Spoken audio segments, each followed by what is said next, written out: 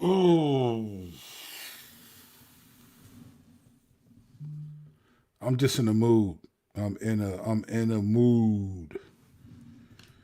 Oh man, what a crazy few days I have had. I didn't feel like waiting to see if this camera was going to work. I'm charging it now. I just didn't get tired of it. So if you're watching on a big screen, I apologize for the dirt. It's dirty. It's 1080p, but this camera's whack. This one is better, but I'm not in the mood to wait. But let's have a conversation because I learned something. I was in the hospital for 4 days, and I was paying attention to something that I was thinking about something deeply that I usually. Wait a minute, let's just jump into it. All right. First things first. Welcome to CNN.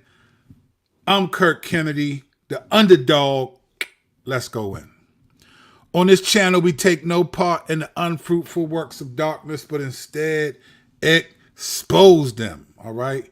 And if you are of the Christian tradition, such as I am, if you are a Christian, a believer, a follower of the way, a fear of the Lordian, like me, all of that, right? If you are one of those people who put your trust in Jesus Christ, then you know that tomorrow's not promised. I learned this, but you're going to find out. I've known this, but it all came to a crashing halt. All right. But if you are of the Christian tradition, tomorrow's not promised, but the day of the Lord is. Scripture says every knee will bow, every tongue confess that Jesus is Lord. That means you and me. So if you are of the Christian tradition, you want to remember the future. We are living in light of that day. Remember the future right there, right there, right there. I'm going a little too far. All right. And we're on the road to 5K. Looks like I lost a couple of subscribers. I haven't posted in there. People, y'all fickle, man.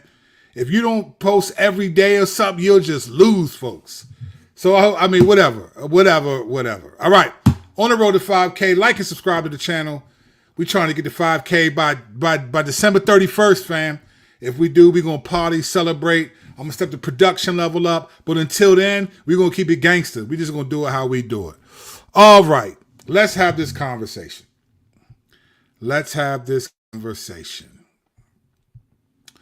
Thanks, Tone. I appreciate that. Welcome back. Welcome back, Carter is due. All right. You know what I'm saying? God is my source. I'm still here. Welcome back. Thank you. All right, let's get into this. Let me tell y'all what happened. All right, so I went to Colorado. As a matter of fact, the last time I streamed, if I'm not mistaken, I was talking about the Kendrick and Drake joint, the beef that was going on, right? I was in Colorado, all right? So what I did was I had a birthday this year, and I just felt like I wanted 2023 at my church, and not necessarily, well, it was just challenging. So let me back up. In September of 2022, I go on sabbatical every August, pretty much. This year I'm going a little earlier from July to August, but usually I go every August. September 2022, I came back, and I'm sorry, I'm hot, so I'm gonna turn this little fan on. So if y'all hear like a little zzz, it's because I'm hot. I'm sorry if it bothers you. But I started a series in my church called the Supernatural Storyline of the Bible series. Some of that series you all have heard in They Lied to Us About Genesis Part 1 and 2. I did a whole series. I'm talking about from September until July. I taught my church basically the little bit that y'all got from those two They Lied to Us was a whole series for my church every week for like 30 something weeks. I plan on turning this into a book. Phenomenal. So it started September 2022 and I ended July 2023. And then I went on sabbatical in August 2023 and came back. And that's what I do every year. So 2023, while in this series, I'm not one of those people that thinks like, oh, I'm so important. The devil's watching me. He doesn't want me to tell you this stuff. I don't think that way about myself at all. The devil doesn't need to pay attention to me at all. I'm nobody. But there were a lot of things happening in my church. It was clear that I was getting the attention of supernatural, cosmic evil forces, because there was a level of spiritual warfare that happened in church in 2023 that I've never seen. I've been in my church as a pastor since on July 2008 is when I got there. So this just July will be 16 years I've been a pastor at my church. Been there, seen many people come and go. I'm still there, right?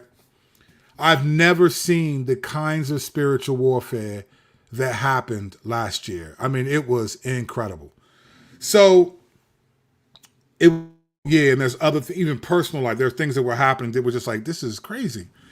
So this year for my birthday was May 4th. I just wanted to go away. I didn't have time to really reflect, because when you're a pastor, my church is a few hundred people. You live in the moment, man. It's spiritual warfare isn't like, hey, let's go ahead and let this dude chill. We're hitting him a little bit too much. Let's let him have. There's none of that, man. It's on the job training. It's processing. Now I'm no rookie.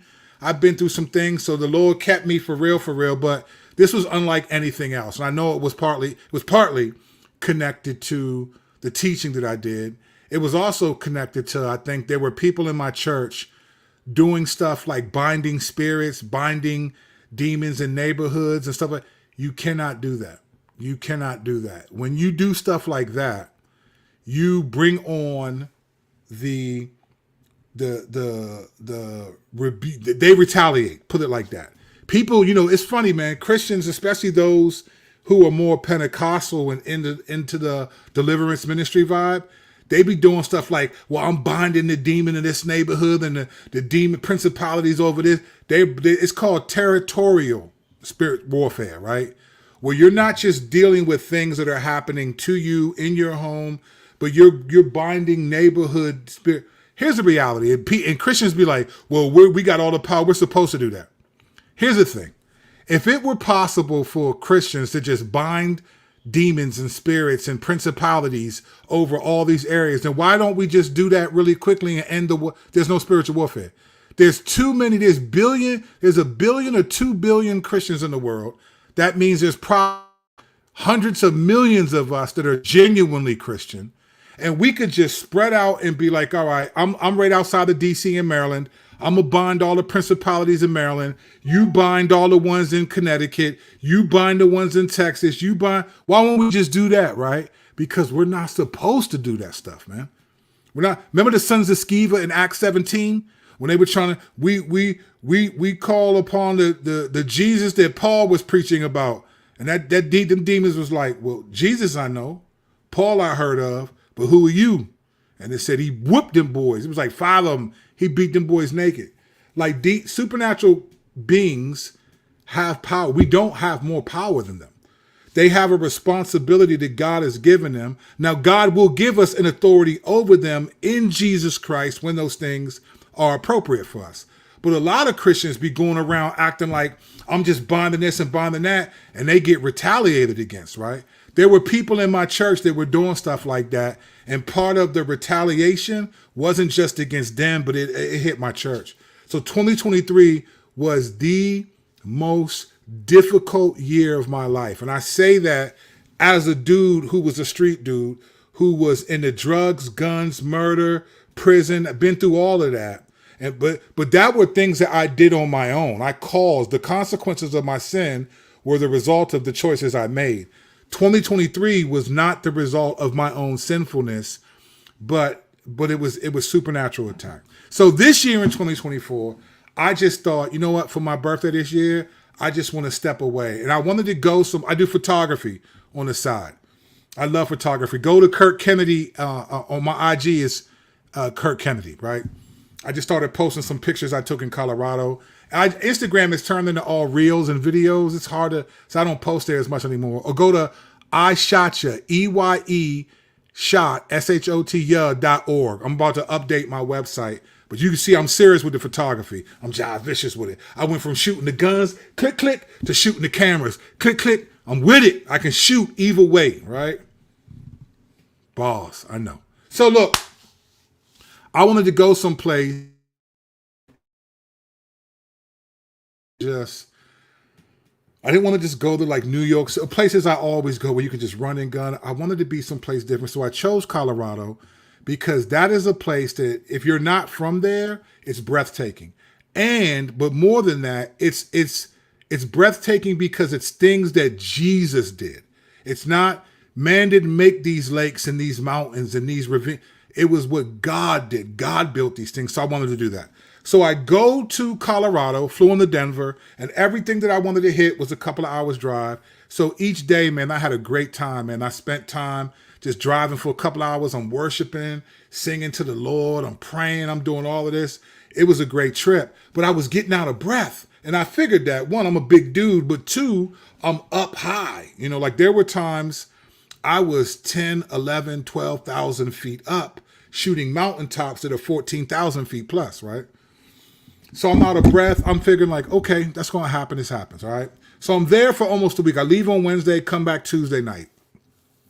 I get back Tuesday. I'm a little out of breath still from stuff, but I'm like, okay, that happens. It's going to come with it. I looked online and saw that there's this thing called high altitude pulmonary edema, right? Which is it's called HAPE, which some people get when you go to really high, like you're supposed to gradually go up and down, right? I just went from sea level to 6,000 feet in Denver to 12,000 feet shooting stuff and so I went from whoop, whoop, whoop, every day to like, shroom, now I'm back. So I thought that I had this thing called HAPE, right? So I was like, all right, I'm a little bit out of breath. No big deal. Came back, saw my boys. I got 3 kids, 3 sons.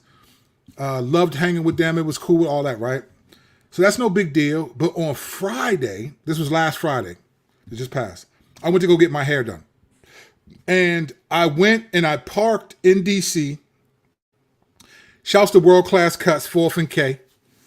I'm parked my car. I start walking to the back door of the barbershop. I call my stylist, told her, hey, I'm coming through the back door. All of a sudden, I'm talking about, I probably took 8 to 10 steps. All of a sudden, I couldn't breathe. And I was like, why can't I breathe? And I get lightheaded. I'm talking about, it was almost like paparazzi were surrounding me and taking pictures of bright lights. I couldn't breathe, and it was like all these bright lights were flashing, and then I started sweating a lot, and so I had to sit down at these benches for a second. Now, I was taking too long, so the girl who does my hair opened the door and said, you all right? I said, I'll be there in 1 second. I could not figure out, like, why am I so tired? Well, I kind of thought it was altitude sickness and all that, right? So I make it into the barbershop. I get my hair done. I stay there. My buddy we grew up with, he cuts my hair, shapes me up this way. He's the only barber that's cut my kids' hair, right? We grew up together. He was cutting my hair. We was in 8th grade, sharing lockers, putting crack cocaine in our lockers together back in 8th grade. It was crazy, right? So I had him go get my van and bring it up, and I get to my car. I get home, and I'm like, man, I'm talking about, it was exhausting for me to go from my house to go sit down on the couch. I'm out of breath. I was like, what is the problem? My kids were going to their grandparents' house that night anyway. But the iPhone will let you know, like, hey, your heart rate is up. So my heart rate was 120 BPM. This joint was just running. I was like, all right, something's wrong. So I hit my man CB. I was like, hey, bro, I need you to do me a favor. Can you take the boys to my mother-in-law's house, right? I need to go. I want to go now. It's about 4:15 on Friday. I need to go now. I want to find out. I don't want to wait because I was going to drop them off. I'd have got there around 7 o'clock. And I'm glad I didn't because here's what happened. I go to patient first, right? Explain what's happening. I'm thinking this is some form of altitude sickness, which makes sense, right? So they do the little stuff. They do my blood pressure. My blood pressure was good. They were like, I'm a big dude. I think people act like I'm going to be like 220 over 80 or something. When they were like, wow, your blood pressure is really good. It was like, Dad, thanks. They look shocked because I'm fat. They like, man, this dude's blood pressure is going to be my blood pressure was good. So they say, hey, let's check you. They do the AKG. They said, man, your oxygen levels is in the 80s. And I said, well, what's it supposed to be? They said 95 and up, like 94, 95 to 100. That's like a normal. I was at like 85 or something. So they were like, man, we need to get oxygen in you. So they got oxygen mask on me. The doctor comes in, asked me 1 or 2 questions. She was like, you know what? We're going to send you to the ER. And I was like, really? She was like, yeah, we're going to send you to the ER. So I was blown. I was like, dang, man, I just wanted to come in real quick, maybe get some, some medication and be out. It's Friday. My boys are gone. I was like, I got that, I wanted to chip. So they were like, we're sending you to the ER. So I come in, never been in an ambulance in my life for me. I've never spent the night in a hospital for me. Now, I've been there for other people. When my kids were born, I spent the night in the hospital. Never been there for me. I've never, ever had any procedure. I've never had a surgery done, nothing. I'm just a OG with it, right? So the Lord's just been merciful. So I get to the emergency room, and they got me on this gurney. First of all, the hospital ride was crazy.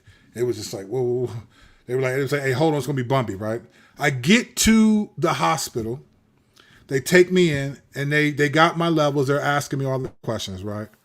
I go inside. I sit down, and they put me there. They finally get me in a room. Took me about 2 hours of just sitting there on this gurney.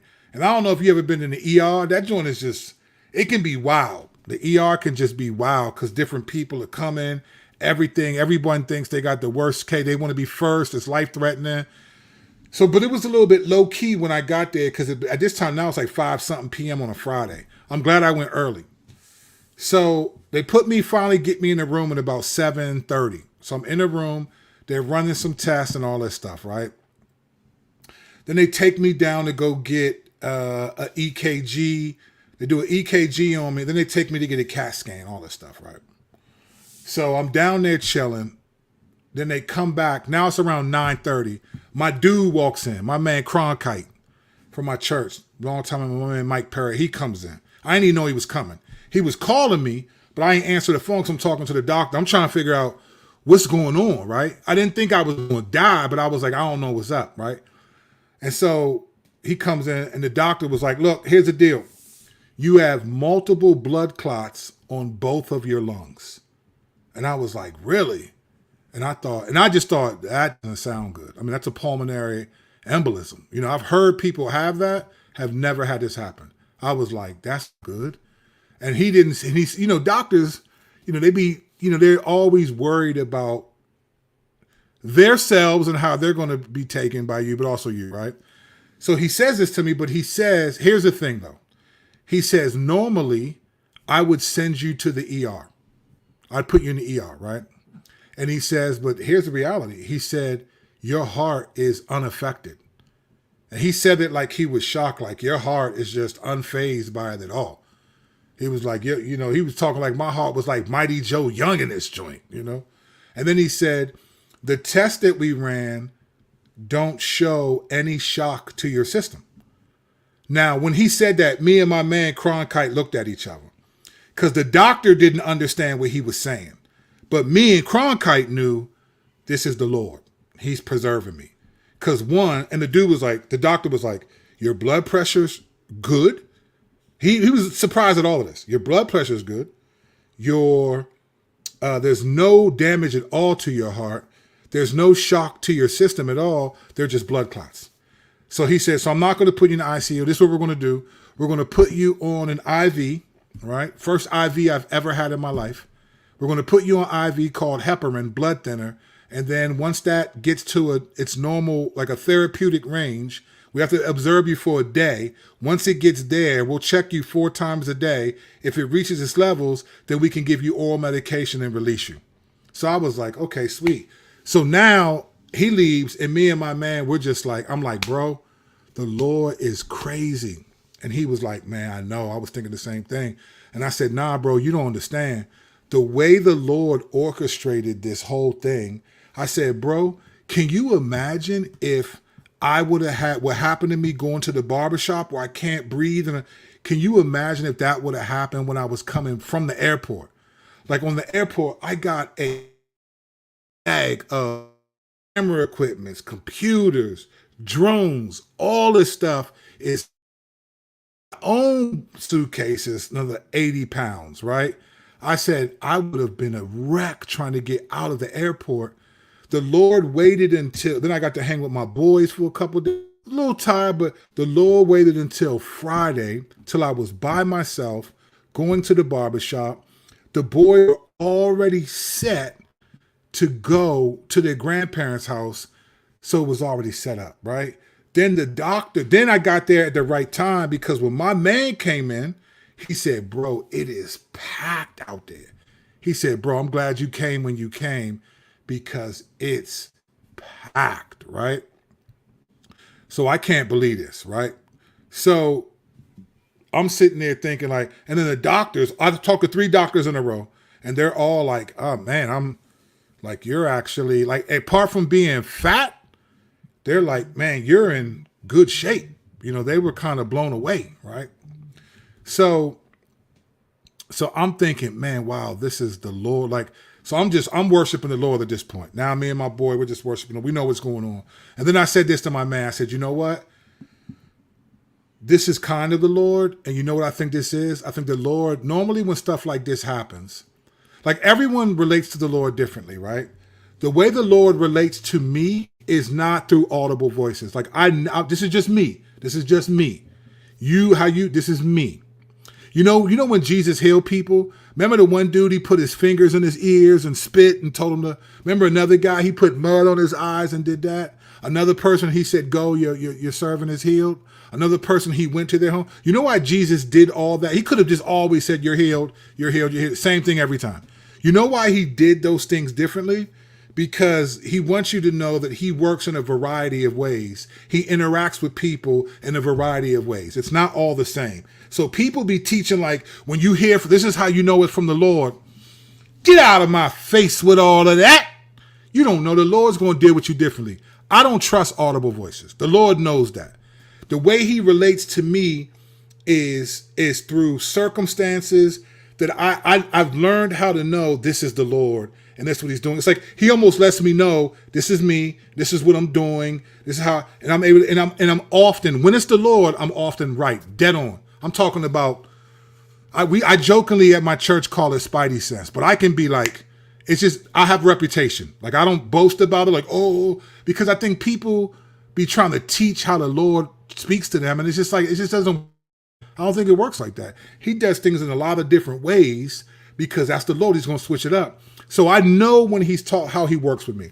I said to my buddy, I said, bro, you know what? I said, the Lord did this because now I'm going to get a full medical. I'm going to find out what's really wrong with me because if there's something wrong, I'm going to find out. Because every once in a while in the back of your mind, you wonder, like, you hear stories about people who are like, they weren't feeling well, went to the doctor and found out they had stage 4 cancer. And like, what? And you got 6 months to live and you didn't even know it, right? Like the body. So I was like, you know what?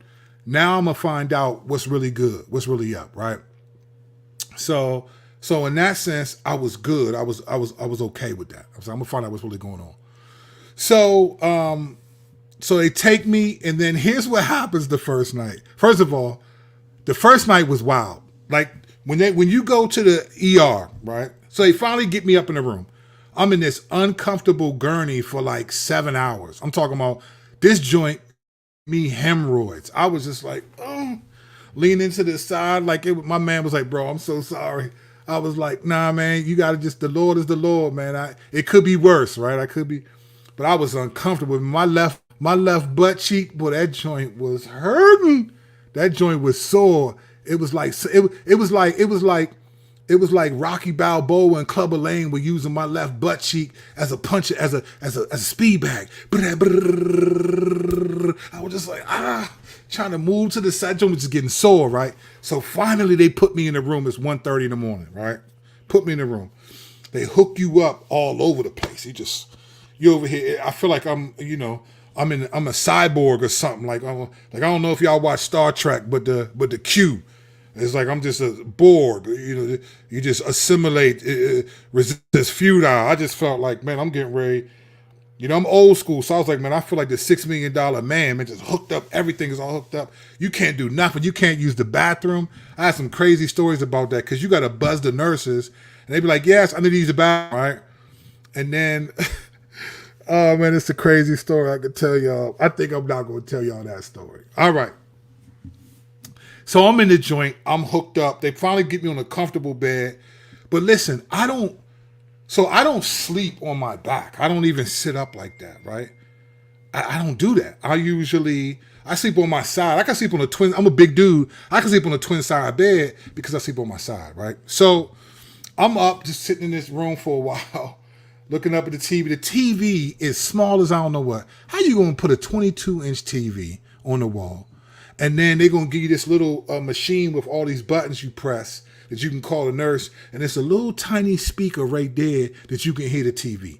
That speaker is loud is not even as loud as my watch, Slim. This the hospital, man. I got a 65-inch downstairs with surround sound. I was in that joint like, man, what you say? What? So I was like, this is terrible. This was like, they make sure you don't want to come back to the hospital, fam. So I'm all hooked up, and then all of a sudden I hear like some, and I was like, what is going on? There was a family right next door to me that just started rumbling.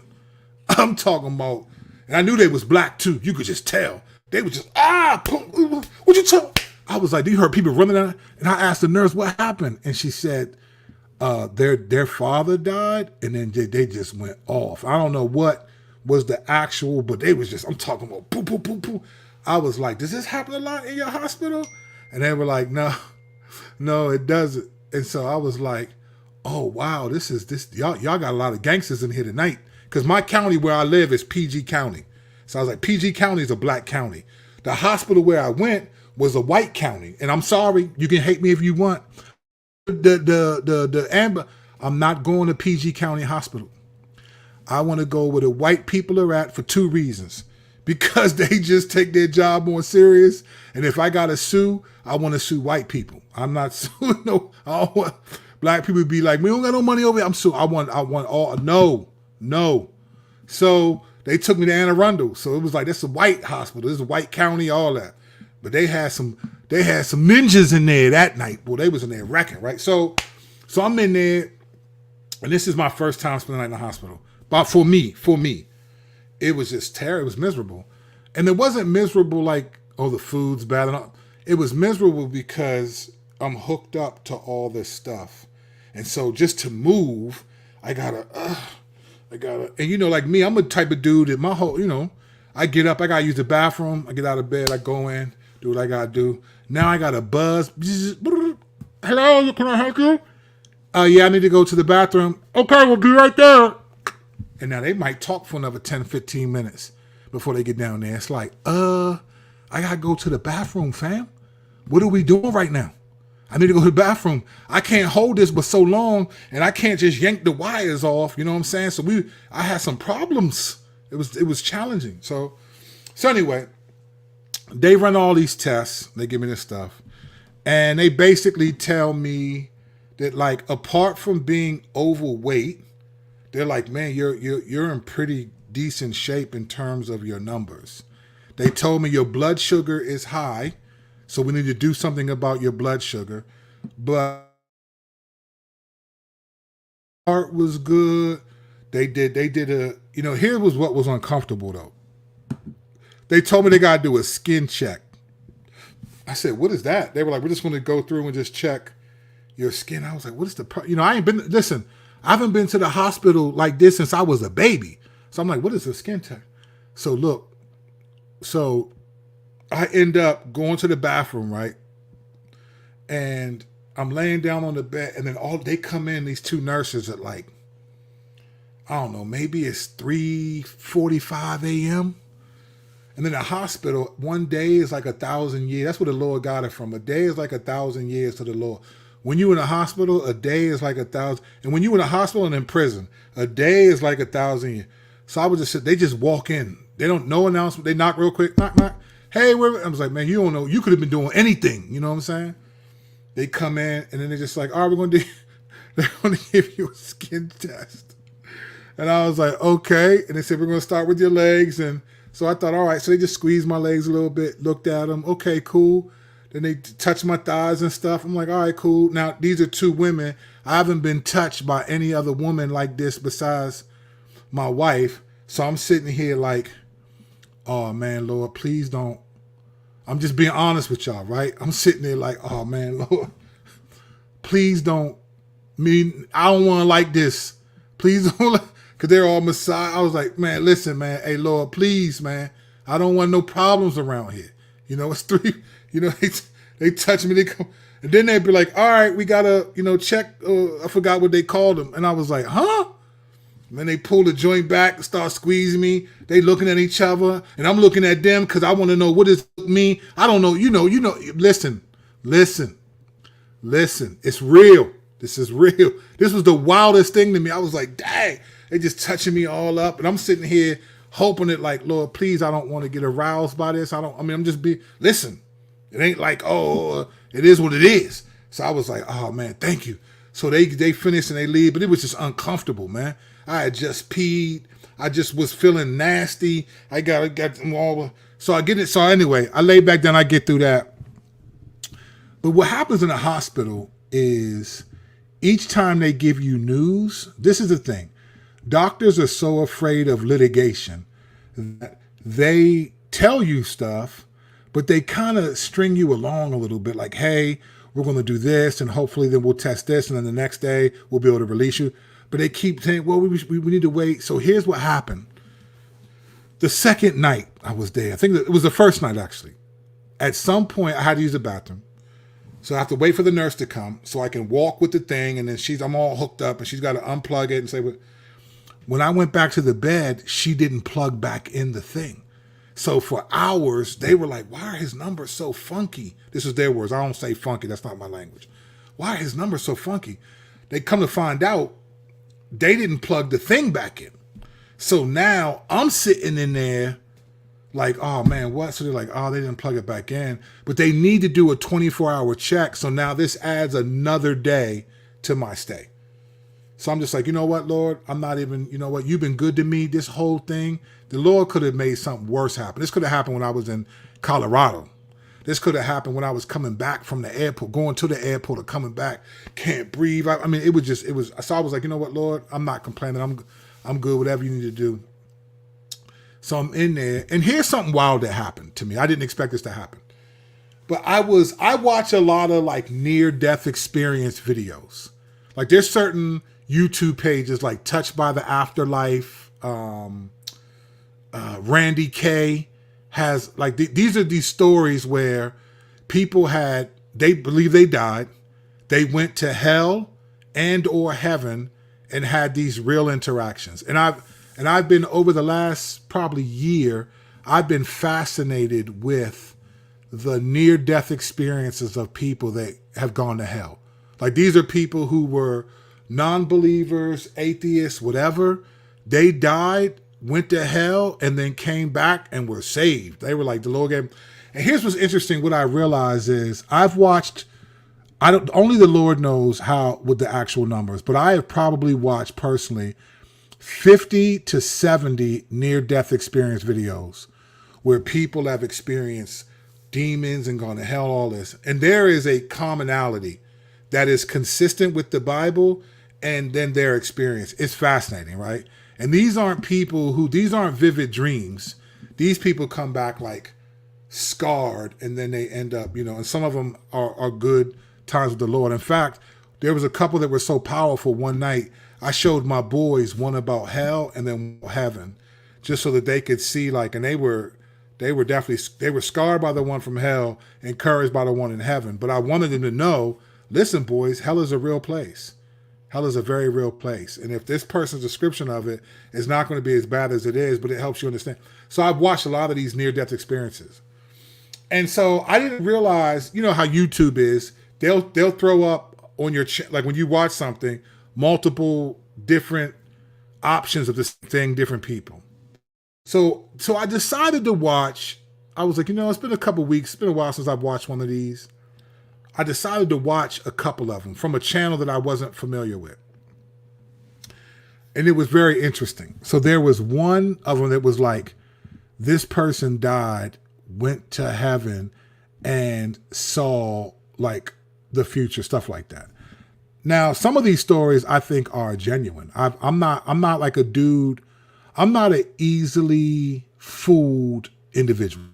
One, because you have the spirit in you that gives you discernment. I'm just not a fool.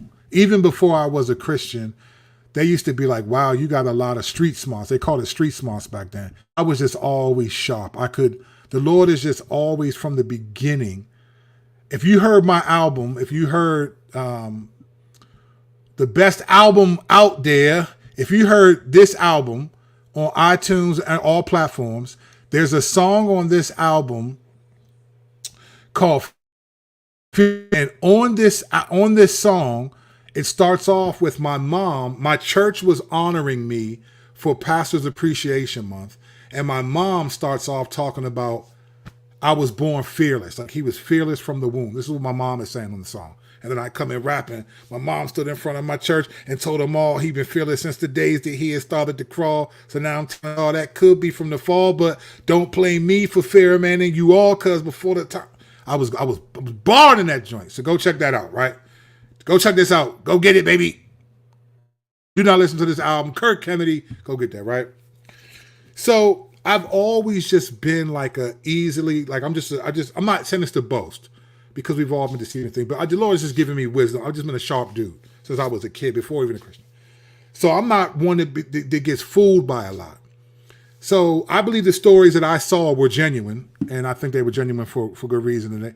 But I started watching these stories, and then I'm always waiting for like, all right, I'm usually more interested in the ones where people go to hell. I want to see like what they say it's like. But there was this one story, and I'm watching, and this person is really being guided through different layers of heaven as they're seeing and all of it, right? And then it hit me as I'm watching this joint. I watched like three from this channel. I forgot the name of the channel. I'm not even going to say what the channel is. And I was like, I'm watching them, and then the story I'm watching, this guy saying a lot of good stuff. You know, I got shown like there were these three beings that they spoke telepathically.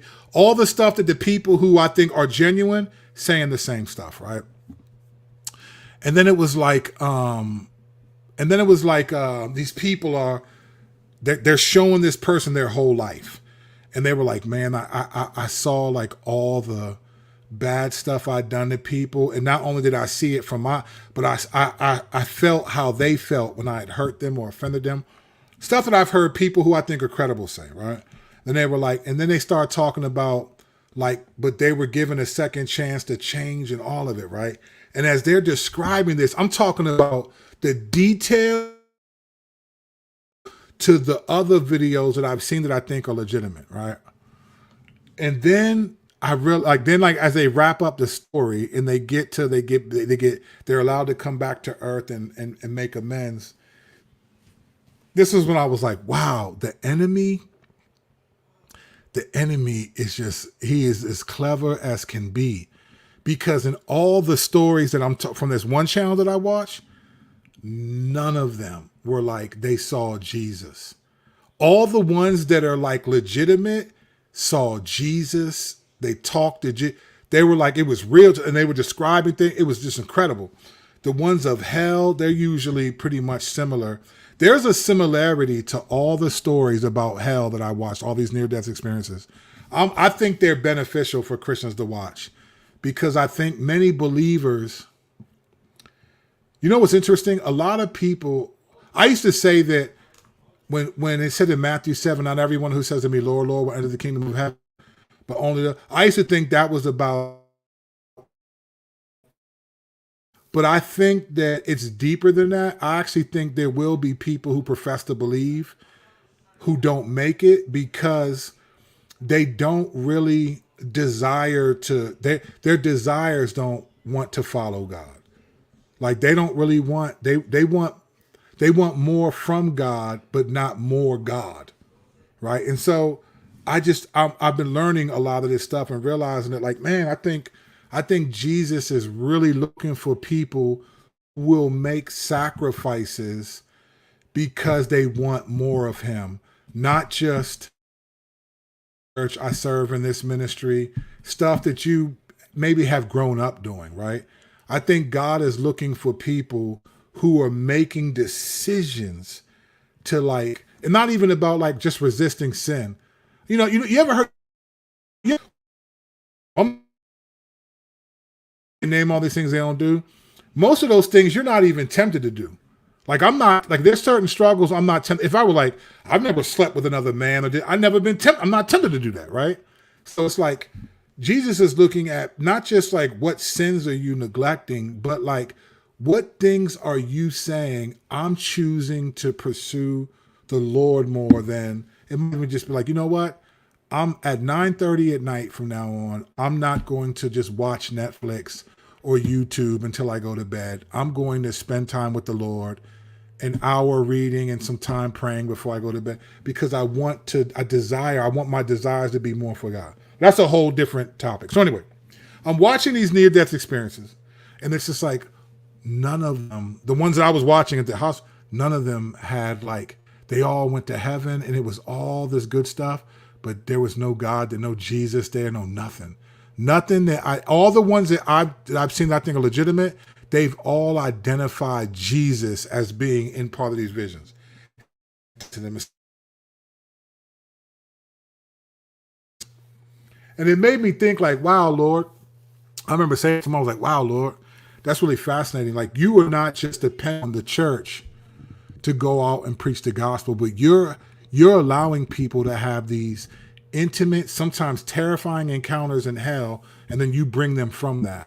And then you save them. Like people who were not believers come out of these near-death experiences believers. These people become pastors and all like they're not playing. I'm sorry, but I don't know many people that had just had a vivid dream and that vivid dream like so transformed their lives that now they're out.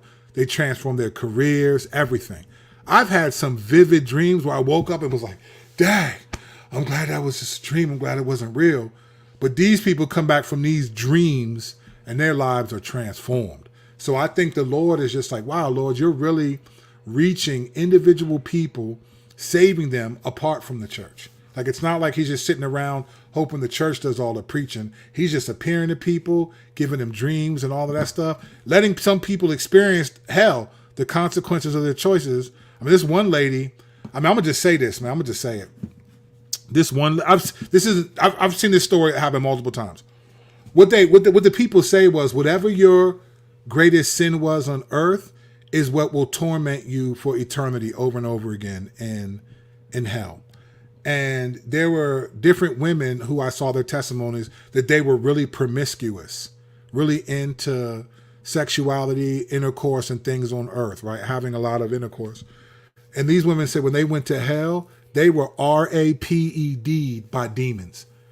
They said it was the worst thing ever, and it was repeatedly, and they said when you're there, you know I belong here, I deserve this, and I'm never getting out. And one woman said her experience of getting raped by these demons over and over and over and over again, and it was because that's what she did on. It's impactful. I think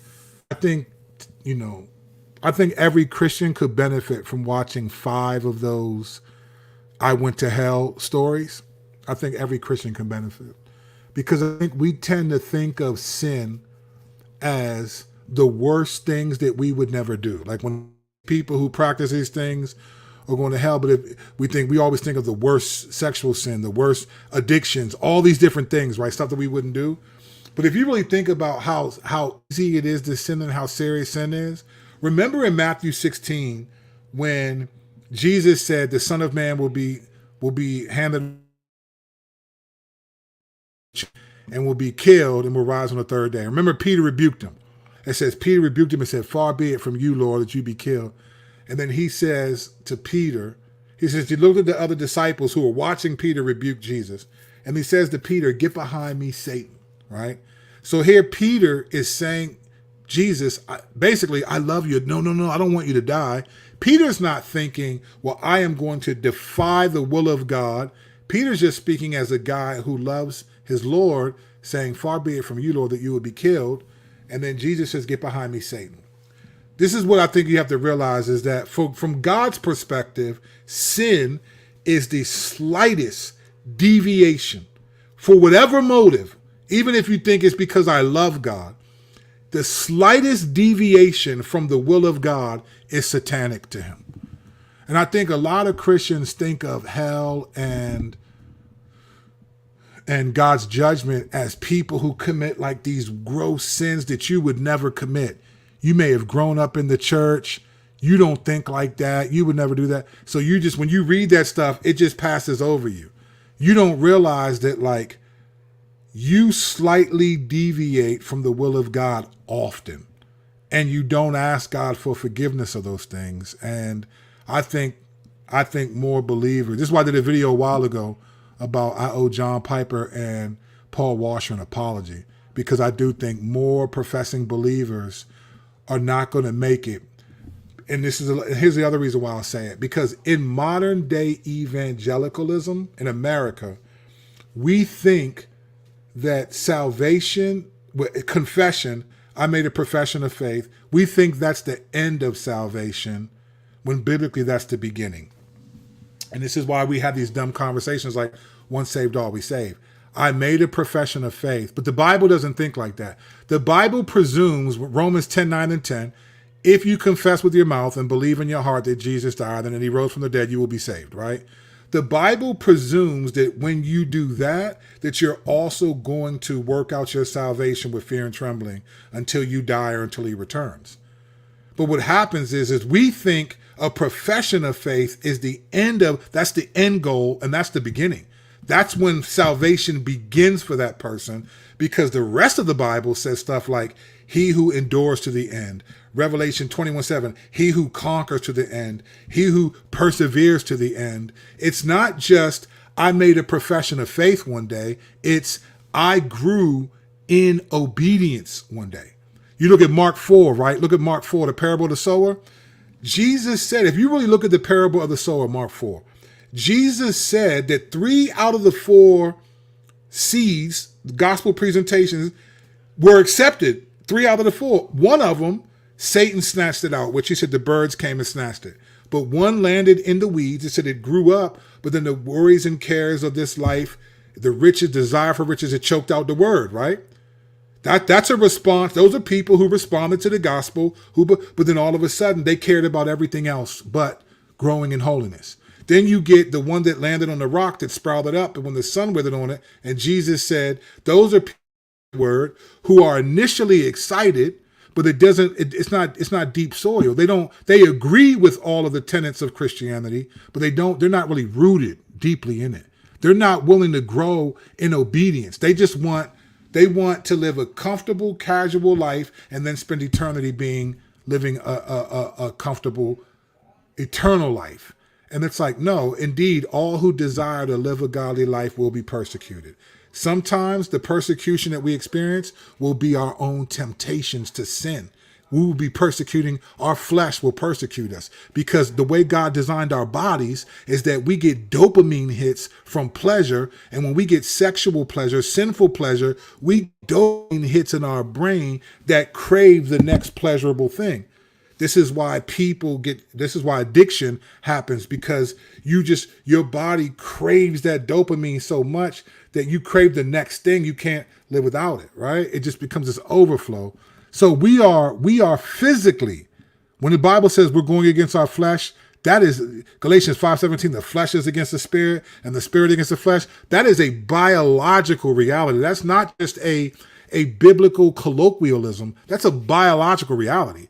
I get dopamine hits from pleasure, sinful pleasure. So when I give in to sinful pleasure, it feels better than when I resist. Like, you have to train yourself that resisting temptation actually is the better pleasure, because physiologically, I don't get a dopamine hit for not giving in to pornography, but I get one if I give in, though, right? So all this stuff, right? So anyway, I'm all over the place because I just got out of the hospital and I'm wired right now, all right? But back to the near-death experiences. I realized that, like, wow, these people are telling a narrative of the afterlife, telling people to be better persons and to be loving and to be forgiving, all the things that the Bible says, but their near-death experience did not see Jesus anywhere in it. It's not, and some of them said there is no Jesus, but there's this better place. There's this it's really, I was like, wow. And then I remember this passage right here. And no wonder, for even Satan disguises himself as an angel of light. Right? It says, so it is no surprise if his servants also disguise themselves as servants of righteousness. Their end will correspond to their deeds. Now you've heard me talk about this verse a lot. But Satan disguises himself as an angel of light. Light would be, biblically speaking, light is connected to righteousness, is holiness, right? So Satan disguises himself as an angel of light. So holiness is connected to morality, right? Good, good and evil, right? So that's why all the religions in the world, there's hardly any religions that are like, go kill everyone, stab and kill. That's the stuff we think that Satan would be about. We think if Satan had his way, it would be World War III constantly. Nah, Satan wouldn't do that. Satan is good with morality. He doesn't mind two people who love each other, who are good to each other. He doesn't mind that. What he minds is two people who love each other because they're honoring the Lord. He doesn't have a problem with morality. He has a problem with morality that is motivated by glorifying the Messiah. I mean, that's why, have you ever asked yourself this question? What makes your obedience distinctly Christian? What makes it distinctly Christian? Like, so non-Christians aren't ever loving, don't have joy, they don't have peace, they're not patient, they're not kind, they're not good, they're not gentle, they're not faithful, they don't have self-control. Every fruit of the Spirit listed in Galatians 5, non-Christians can imitate those same things, outwardly speaking. I know a lot of non-Christians who have better temperament than Christians, right? What makes your obedience distinctly Christian? Well, it's because the Spirit is doing it in you because you're trying to honor the Lord. You're doing it because you desire to please the Lord, right? That's a whole different video. I'm not messing with y'all. Anyway, as I'm watching these near-death experiences, I'm like, wow, the enemy is everywhere. He's giving these people the same language. You can have the kingdom of heaven, but not the king of heaven. You don't need the king. You just need the kingdom. And these people have thousands, hundreds of thousands of views. And I was like, wow, I wonder how many people are watching these videos getting excited that they're getting an authentic near-death experience video. And it lacks seeing Jesus. It lacks anything connected to Scripture. It's just good old-fashioned satanic morality, brothers and sisters. So anyway, I'm sorry, I'm just rambling. I don't have anything crazy. And this was just so I'm in the hospital. So anyway, all this goes by. I'm talking with the doc. I'm like, listen, doc, if they said your situation is not life-threatening, by the grace of God. They didn't say that, but I knew what was going on. It wasn't life-threatening. They gave me a couple of more insights into some areas I need to grow. And obviously, when you're like me, you're going to always be told you got to lose weight, right? But the reality was, even from the doctor's perspective, they were like, wow, your numbers look incredible. Like my doctor said your heart rate, so the normal heart rate is 50 to 60. She said yours is 45 to 55. It's a little lower, but she says probably because you're overweight, so your heart's working a little harder to pump blood through your lungs. But so they want me to see a cardiologist, a hematologist, which is a blood work, and then my primary care. And so I'm going to be on blood thinners for a few months because the blood clots in my lungs, they got to thin your blood so the blood can go underneath them and in between them. And then eventually your body sort of, as they break apart, your body just absorbs the blood clots and they move on. So all that to say, if you go to California, take some oxygen and blood thinners with you. I'm in Colorado. If you're going to shoot, I was up high. There's not a 1-to-1 that if you go up that high, you're going to get blood clots, but they think, you flew on a plane, then you get to this high altitude. And I think for me, because I'm a big guy, the higher up I go, the more dense gravity becomes for me, So it's like, that I think that could have added to just the pressure on my legs, created blood clots, and then they broke up and got pushed up to my lungs. But by the grace of God, I mean, I have friends that are nurses, and so I called one of them, and she said, "Wow," she's like, "Wow, that's really the Lord." She said, "Because I'm at work right now, and with a woman who's in your shoes, who has blood clots in her lung," and she said she's in ICU. She's not doing well because the impact on her heart. So the fact that I didn't have that, they said there's no shock to my body at all. It was clearly the Lord. I was clearly just blessed by the Lord. And I told him, I said, when I was in the hospital, was worshiping the other morning, I said, you know what, Lord? I'm not worshiping. You're not good because of what they're saying. Because if the circumstances had been bad news, or if something happens to me after I get it, you're good because of who you are, right? You're not good because of what you did. Sure, that's goodness. Goodness is what God does. Good is who he is. I said, you're good because this is just who you are. If I got the worst news ever, it's not like, oh, you're not good. God isn't good circumstantially, but his goodness will affect some of our circumstances. So it was a wild time. I think there are people who were worried about me, obviously, and I'm grateful for that. Some people probably attributed what happened to me to my weight, and they made it clear this has nothing to do with that. For a guy that's big like you, they said you're actually in decent shape, but you got to step your game up and take it. I was like, absolutely. I'm already on that. I'm not waiting. I wasn't waiting for this, but I was just really encouraged. I was blessed because the Lord could have done this in a number of ways, and he did it in a way that was most beneficial for me and my family. My boys were good. When they came to see me on Sunday, they were okay. I was able to encourage them, because I'm their superhero. Like, I'm their dad. I didn't have a dad growing up. And so I wanted to make sure that I was the kind of dad I wish I had. And I could say, with many mistakes being made in things, I'm very much the kind of dad I wanted to be and that I wish I'd had, who has a good relationship. I hug and kiss my boys. It's not awkward for them. I have fun with them. It's just a good time. They came to the hospital and we had they came to hang out with me one day because I didn't want them to come before I knew what was going on, especially my oldest, because I knew that he would probably struggle. He's the one. So it's funny. My oldest son is the most sensitive in some regards. My youngest son is the most emotional. And by that, I mean, he just understands emotion pretty good. My oldest son, though, is the most sensitive. He would be the one that would be the most worried about me and what's happening. So I'm glad that they didn't come until later. And I was like, nah, you good, son? We good, we good. So they came and had fun, hung out. We was chilling by the time they came in the hospital right here. That's me sitting there. That's my oldest son right here, Santiago. That's my youngest right here with his fingers up, Mateo. And then that's my middle son right there, Giovanni. And so we was just all chilling. It was a good time. I mean, obviously, I ain't trying to be back up there anytime soon, but it was just good. So anyway, I was in the hospital for 4 days. Man, the Lord was good. Obviously, I got to step my game up and that stuff, and that was it. But I didn't go there because, oh my gosh, it was blood clots or just blood clots. Them joints are just insidious. So, all right, let's go to the tape. Let's go to the tape. Let us go. All right.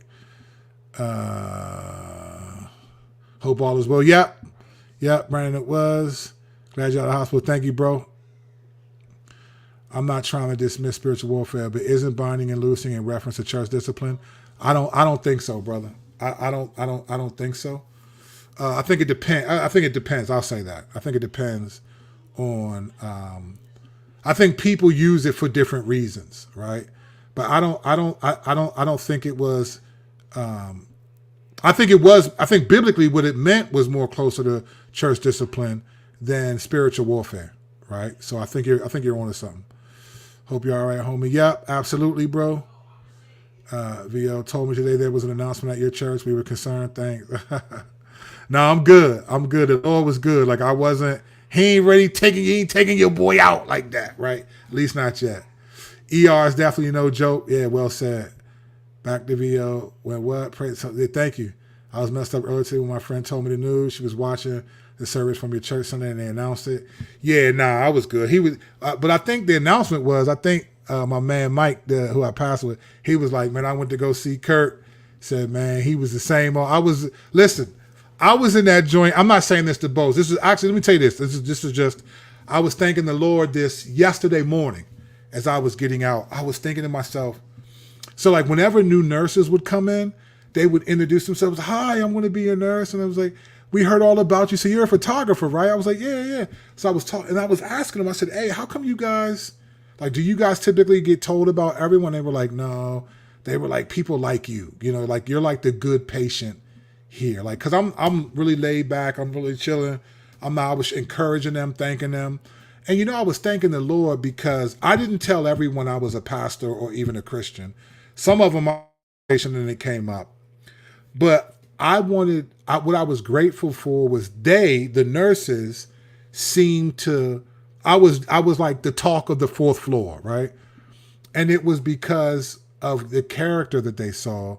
And it wasn't like, I wasn't trying to be nice. This is just an overflow of just who the Lord in me and how he's crafting me to be. It wasn't like I felt pressure I'm trying to be nice and not be disrespectful. And I was just chilling because I was, you know, just honoring the Lord is real to me. And I'm flawed in many ways, no question. But I was honoring the Lord is real to me. So I was encouraged that, and even when I left, there was this one that they were like waiting. As they were pulling me away in the wheelchair, I was like, they were like, bye. And I said, all right, I'll see, thank you. Ooh. It was just cool. It was, for not wanting to be at the hospital, it was incredible that, like, I was able to just be a witness in certain ways, you know? So even in that, I think like, wow, Lord, like I was just grateful because the character that they saw was an overflow of who God is in me. Like, it was the grace of God in me. And so I was very encouraged by that show. Future always on point. Show the algorithm what's up. Hit the like and subscribe button. Praise the Lord for real. I'm not sure what you laughing at. Yeah, but it was probably that skin check. That was like, oh man, you gotta be kidding me. Pastor Kurt, it is more than obvious you have never been in a hospital. You right. I haven't. I was like, you gotta be killing me. And exactly, Future, he's killing me over here. I was worried. I was worried. I was in that joint concerned. Like, no. Just called the live. I was wondering where you've been, Kurt. Hope all is well. Yeah, man, I'm good. Praise God. The Lord is good, man. I'm back. I'll be back. You know, I'm back on my... But you know what I didn't want to do? I did not want to make a video in the hospital. For one, first of all, I didn't even know I was going. So it wasn't like I went there and had all my stuff packed. I didn't even know I was going to the hospital. I just thought I'm going to go get checked out at patient first. They were like, we're going to send you to the ER. I was like, huh? So it took me 2 days before I can even, my buddy, my man Warren, it's my homie, that's from the soldier. He's one of the next elders at our church. He swung by my house and got like my iPad and some stuff so that I actually had more. So I didn't want to record from the hospital because I didn't want to almost like, what's the word I'm looking for? I just feel like that's just, okay, so someone said TMI because I'm describing it, and I get it. It was but I was trying to make y'all laugh, bring y'all into the experience. But it was too much. But I just thought that's just doing too much. Hey guys, I'm in the hospital. Nah. And first of all, to be honest, what I didn't want to do was prematurely say things about God's grace, right? Not that, you know, I could have said all the same stuff and then got a bad diagnosis a day later. But I thought, you know what, Lord? I don't want to have to backtrack or be presumptuous. Like when the Lord said, I'm good, you know, I'm sitting there like, oh, I'm telling you all this stuff on Saturday night. Then they tell me Sunday night, hey, you got stage 4 pancreatic cancer. We just found it. You know, then I just thought, you know what? Let me give the Lord let me get through this situation, and whatever comes, let me give the Lord his glory. So I didn't want to do any videos. In there. We had 40. Yeah, that's what I'm talking about. Future 45 people. William, hey, listen. Hey, let me tell y'all something, man. William Smith is the OG, bro. Man, you give me a super chat almost every single time, bro. Thank you, man. Like, you have no idea. It's not even about how much it is. It's just the respect, right? It's the respect because, like, you don't have to do that, brother. Like, money is tight, you know? I respect, man. I'm with Jesus. The woman put 2 pennies in and she gave more than everybody else. So I just respect, I appreciate that. Well, thank you, bro. I got to get you some free merch or something, man. For real, right? Sin is often viewed as something someone else does. Ain't it though? Hey, Future, what? Well, what we talking about right now? You know what I'm saying? Like it's all, we always think of sin as like the worst things that we don't do. We don't think of sin as like the slightest deviation from what God tells us to do. It's just not that way. Fresh Lish, she's a gangster. Another one of those. Thank you, Lish. Fresh and fit with it. Lish, I need to take your name and apply it to be fresh and fit.